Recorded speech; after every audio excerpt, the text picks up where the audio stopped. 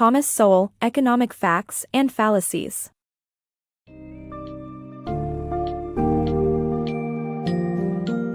In Economic Facts and Fallacies, Thomas Sowell dismantles the misconceptions and falsehoods that drive certain economic policies and beliefs.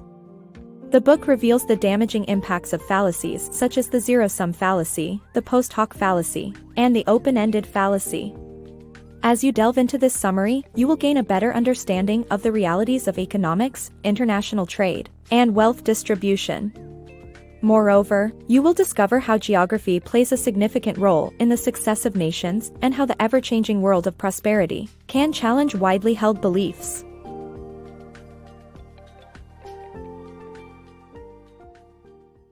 Debunking zero-sum fallacy.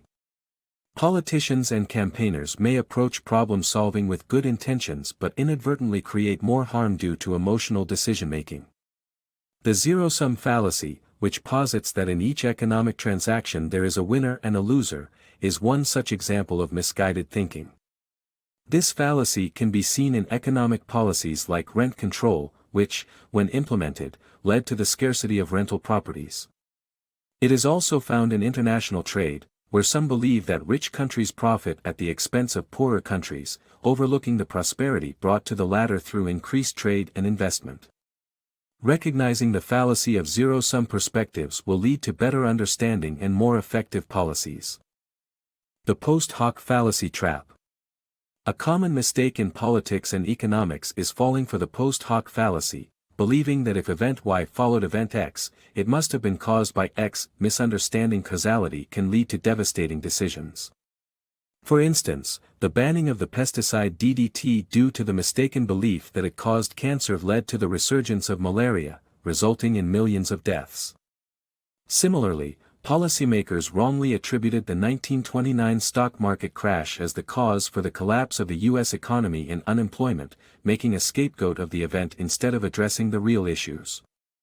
Recognizing the post hoc fallacy can prevent such costly mistakes, allowing for better informed decisions in politics and economics. Escaping the open-ended fallacy. Improve healthcare sounds like a universally agreeable statement. However, once we delve into the specifics, it becomes clear that our limited resources require concrete objectives and boundaries. Many progressive political demands fall prey to the open-ended fallacy, thinking that certain issues can be endlessly improved or that urban sprawl is unstoppable. This can lead to massive spending in a few key areas while neglecting others and creating bloated bureaucracies. To effectively address societal problems, we must clarify our goals and acknowledge that issues and resources are finite. Improving healthcare appears to be a statement almost everyone can agree upon. However, upon closer inspection, it becomes evident that this vague demand requires further clarification. Is the goal to invest billions into cancer research or equally allocate those funds towards combating skin rashes? This ambiguity highlights the limitations in approaching problems with open-ended demands. We live in a world with finite resources, and it is crucial to define specific goals and set limits on what we want to achieve. This open-ended fallacy often plagues those on the progressive side of politics. By thinking they can never do enough, that healthcare, safety, or air quality can always be improved, the open-ended fallacy leads politicians to pour massive amounts of money just into a few key policy areas. Such an approach leaves other equally vital fields neglected and often results in the creation of larger bureaucracies, all in an attempt to solve problems that may never have definitive solutions. Another manifestation of the open-ended fallacy involves unlimited extrapolation, like the belief that urban sprawl, with its ever-growing roads, houses, and shops, is an unstoppable force. However, this notion relies on a flawed assumption, the infinite supply of people. In reality, each person moving to a newly developed area leaves their former place less crowded, resulting in no net change in society's overall congestion. In order to truly address societal issues, it is essential to recognize the limits of our resources and establish clear objectives. By doing so, we can avoid the pitfalls of the open-ended fallacy and work towards achievable solutions. Fallacy in economic policies. The fallacy of composition is a common issue that plagues economic policies. When policymakers focus intently on a specific group, city, or industry, they erroneously assume that improvements in those areas will translate into overall progress. A prime example is the revitalization of certain neighborhoods, which often only leads to the displacement of people and businesses rather than true economic growth. It is crucial to be aware of this logical error to pursue policies that truly benefit the economy as a whole. The fallacy of composition is a logical error that skews the way policymakers approach economic growth. It erroneously assumes that what is true for a specific group or region must be true for the larger whole. For instance, governments may support specific groups, cities, or industries with the expectation that these targeted measures will lead to universal improvement. Unfortunately, this narrow focus fails to consider the bigger picture. One classic example of this fallacy is the strategy of revitalizing certain city districts or neighborhoods. Policymakers believe that by enhancing a particular area, the entire economy or country will benefit. However, what typically transpires is a limited improvement. Prosperous businesses and affluent individuals move in, displacing less successful business owners and lower-income residents. This shuffle fails to yield any net gain for the overall economy. Policymakers continue to champion large-scale improvement projects, despite their dubious results. Instead of fostering progress, these initiatives tend to destroy established neighborhoods, forcibly relocate unwilling residents, and squander taxpayer dollars. The fallacy of composition is particularly prevalent when governments allocate spending to select projects, believing that the investment will stimulate the entire economy by creating new jobs and tax revenue. To sidestep the fallacy of composition, the author suggests that policymakers should leave decision-making power in the hands of taxpayers. By empowering individuals to allocate their resources towards their own priorities, governments can ensure that overall economic policy remains grounded in the real needs and desires of the people. This bottom-up approach offers a more equitable path towards genuine, widespread progress. Accountability in academia. Envision a business that offers a confusing, pointless product. It would undoubtedly go bankrupt. In such a scenario, the CEO would be held responsible for the company's failure and answer to the board of directors and shareholders. Shockingly, academic institutions don't follow these same rules of accountability. Businesses must consistently please their customers, while non-profit organizations, including certain colleges and universities, receive funds from sources like taxpayers, foundations, and donors, people who have little say in the matter. Many academic institutions have minimal accountability, enabling them to provide subpar or even worthless qualifications. While academic research can be valuable for society as a whole, an alarming amount of it only benefits those pursuing academic careers.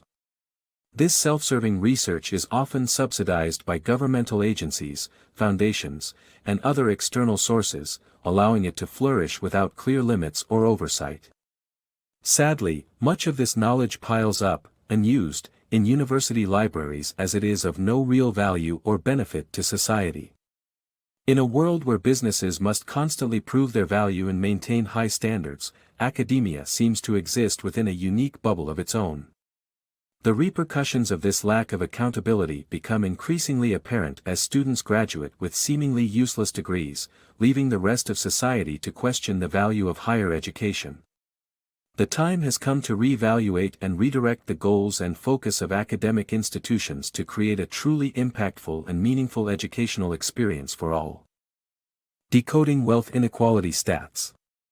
Mark Twain warned about the misleading nature of statistics, and this is especially true when it comes to wealth inequality.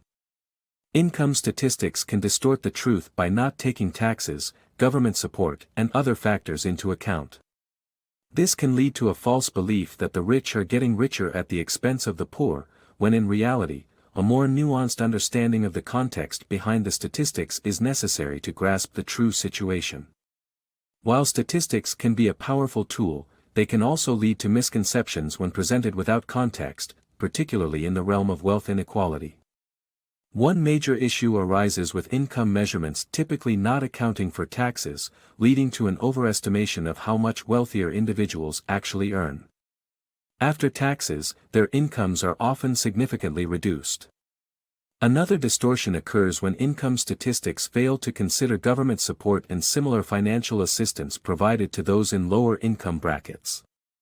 As a result, these individuals' financial resources are frequently underestimated, giving rise to the perception that an enormous gap exists between the rich and the poor. This, however, is not an accurate reflection of reality. Such misinterpretations can further propagate the myth that the prosperity of the wealthy is built upon the poverty of the underprivileged. This perception is especially problematic when adopting the zero-sum fallacy, a false view suggesting that one person's gain is equal to another's loss. To debunk this myth, consider the United States, a nation with the highest number of billionaires. If the rich were truly profiting at the expense of the poor, ordinary Americans would be among the world's most impoverished. This clearly isn't the case. In essence, be wary of drawing hasty conclusions based solely on statistics when evaluating topics like wealth inequality. Examine the context behind the numbers, taking into account the nuances and factors that may not be initially evident. By doing so, you'll ensure a more accurate understanding of the true state of affairs. Debunking the Western blame. Often, Western countries are blamed for the poverty experienced in various developing regions, such as Africa, India, and South America. While exploitation has indeed occurred, this perspective overlooks other crucial factors such as geography and the ever-changing fortunes of nations. It is essential to view the broader picture and recognize that the narrative of the Western world being solely responsible for their state of poverty is a fallacy. How Europe Undeveloped Africa, an insightful book by Guyanese historian Walter Rodney, implies that Europe's exploitation of Africa led to the latter's poverty. However, it is simplistic to hold rich nations accountable for the impoverishment of poorer regions solely. Acknowledging that exploitation has occurred on a broader scale, including British colonial rule affecting Indian poverty and North American actions impacting South America, it is essential to consider other underlying causes behind poverty. The real culprits might surprise you. Geography, for example, significantly influences the exchange of technology and ideas. Many innovations arise from the interaction between diverse cultures, and the greater the interaction, the more prosperous a society can become. For instance, the Eurasian landmass boosted technological advancements as its geography posed little hindrance to exchange between various cultures.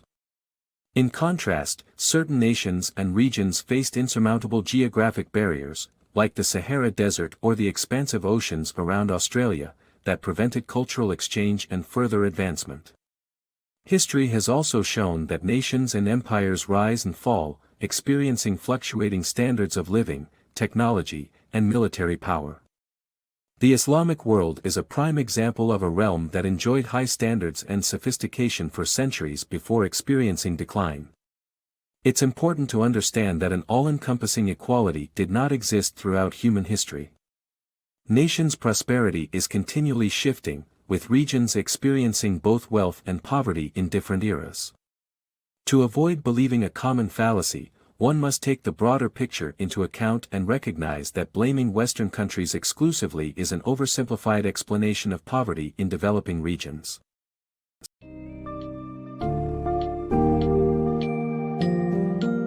Thomas Sowell's Economic Facts and Fallacies provides a crucial account of how misconceptions in economics can lead to detrimental policies and outcomes. By debunking and dissecting these fallacies, Sowell challenges the reader to question and reassess the basis of their beliefs about economics, international trade, and wealth inequality. In conclusion, the book serves as a valuable reminder of the importance of considering the broader picture, context, and historical developments, to avoid falling for simplified explanations and emotionally driven beliefs. With Sowell's guidance, readers are equipped with the knowledge to better understand the complexities of our global economic system, and to discern fact from fallacy.